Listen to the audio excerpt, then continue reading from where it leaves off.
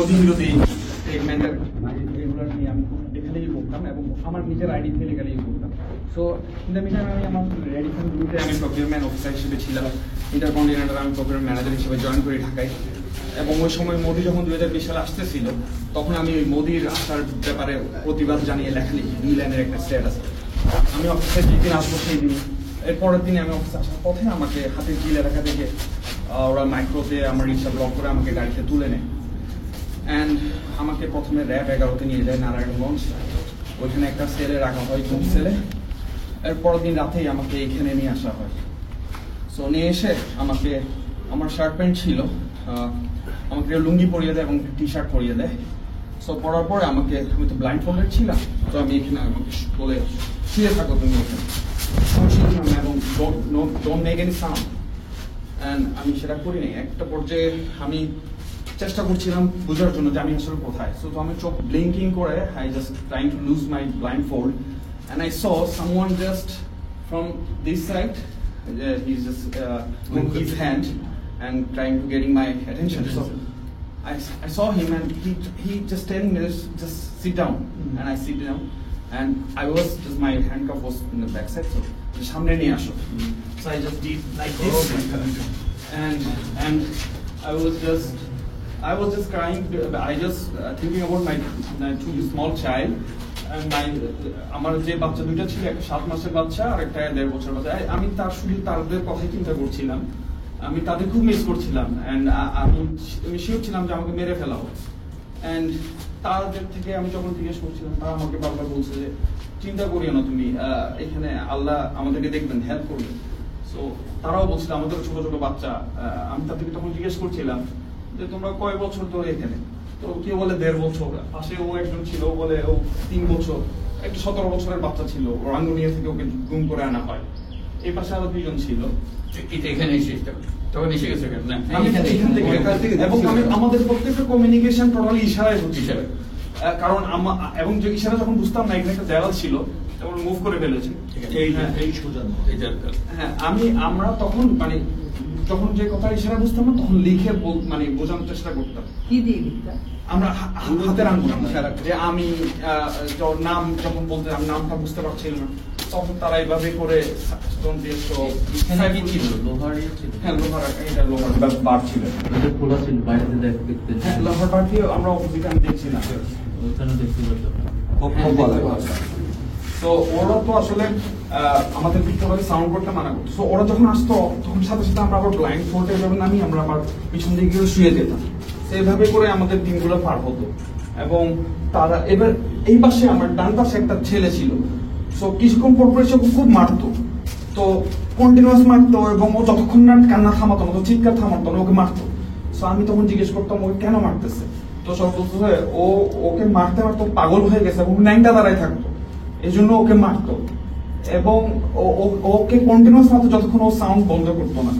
So আমার এই পাশে আমি আরো 4-5 জনকে দেখি, কেউ 1.5 বছর, কেউ 2 বছর, কেউ 3 বছর ধরে এরকম ছিল। সো এভাবেই করে আমাদের কয়জন তোমাদের এর মধ্যে? আমার এখানে আমার জানা মতো 6 জন ছিল। আপনি পাশে আমি 10 ডেজ ছিলাম। তোমাকে এনেছিল জাস্ট মোদির বিরুদ্ধে স্ট্যাটাস দিয়েছে, পরের পরছি বাকিদের কোনো পরিচয় জানতে পেরেছিলে? আমি একজনের নাম জানাচ্ছি সাইফুল, 2 জনের নাম জানতাম, 2 জনের নামই সাইফুল ছিল। পলিটিক্যাল অ্যাক্টিভিস্ট বা ছাত্র? আপনার নামটা? কিছুই না, আপনার নামটা? আমার মাস্টার আনোয়ার চৌধুরী। এখানে কি সিস্টেম কিছু ছিল না, এখানে একটা ইয়া ছিল, কম্বলের একটা এক প্লেয়ারের কম্বল, একটা বিছানা ছিল, আর কোন বালিশ টালিশ ছিল না, একটা কাপড় ছিল। হ্যাঁ, পরে ওই সাইফুলদেরকে তুমি আর খুঁজেছিলে, জানো ওদের কি অবস্থা?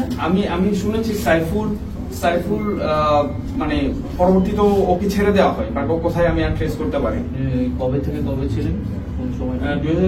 2020 সালের মার্চের 1 তারিখ থেকে 10 তারিখ পর্যন্ত। আসলে এখান থেকে ছাড়ার পরে যে মামলা দেওয়া হতো আমি। ও আচ্ছা, আমাকে এরপর 10 দিন আসার পরে আমাকে যখন ওরা এখান থেকে নিয়ে যায়, আমাকে ফিশ মানে এরকম করে একজনের সাথে কমিউনিকেট করতো, no sound at all. So তারা বলো কি তুই 2 রাকাত নফল নামাজ পড়ে নিস, তোরা এখান থেকে বের করতেছে। সো আমি ধরে নিয়েছি আমাকে ক্রস ফায়ার দিয়ে হলো মেরে ফেলবে। সো আমি আসলে কালামা পড়ে নিয়ে অথবা দোয়া পড়ে, এরপর আমাকে আবার নিয়ে যায়। সো নিয়ে যাওয়ার পরে আমার সাথে কিছুদিন আগে আমার দেশ নিউজে আমাদের এই লিড নিউজ এসেছে যে 3 প্রকৌশলীকে গুম, এটা লিড নিউজ এসেছে। ওইখানে আমার সাথে আরো 2 জনকে গুম করা হয়।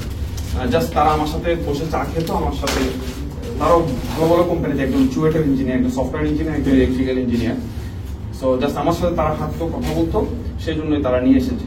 সো পরবর্তীতে আমাদেরকে যেই দিন প্রকাশ করা হবে মিডিয়ার সামনে, তার আগের দিন রাতে নারায়ণগঞ্জে একটা হোটেলের সামনে ওরা নিয়ে যায় গাড়ি করে।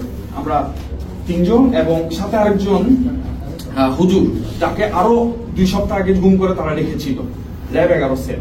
তো ওইখান থেকে আমাদেরকে নিয়ে যায়। একটা ব্যক্তি, যে লোকটা গাড়িতে ড্রাইভারের পাশে ছিল, সে ওই সামনে গিয়ে এই ধর ধর জঙ্গিদর বলল।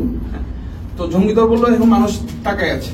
তো দেখলাম 4 জন ব্যক্তিকে ওরা গাড়িতে তুলবো, এবার গাড়িটা ব্যাক করে নিয়ে আসলো। আমি ধরে নিয়েছিলাম হয়তো আমাদেরকে ছেড়ে দিব অথবা এরকম। ব্যাক করে নিয়ে আসার পরে আবার আমাদেরকে নারায়ণগঞ্জের 11 সেল, যে সেলটাতে আমরা গুম করেছিল, আবার ওখানে দিয়ে দিল। পরের দিন সমস্ত মিডিয়ার সামনে আমাদেরকে এভাবে দাঁড় করিয়ে ক্যামেরাম্যানরা বললো, মিডিয়াম্যানরা বললো যে আপনারা হাঁটেন। হ্যাঁ, আমরা হাঁটলাম। হাঁটার পরে আবার যান, আবার আমাদেরকে ঢুকে ফেলা হলো সেলে। পরের দিন আমাদেরকে জেলে দেওয়া হলো, জেলে নিয়ে যাওয়া হলো। আমরা ওখানে পত্রিকায় দেখলাম নারায়ণগঞ্জে নাশকতার পরিকল্পনার সময় এই প্রকৌশলীদেরকে হাতে নাতে ধরা হয়, গোপন মিটিং এর সময় তাদেরকে হাতে নাতে ধরা হয়।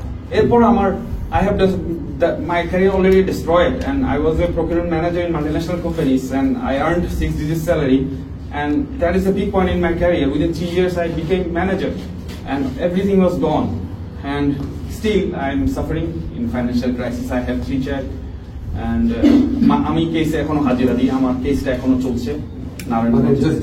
জঙ্গি নাটক, হ্যাঁ, ওই জঙ্গি মামলাটাই এখনো চলছে, আমি এখনো হাজিরা দিই। এখনো চলছে। জি। পাশাপাশি এখন ওইখানে সেলে লেখাটা আছে।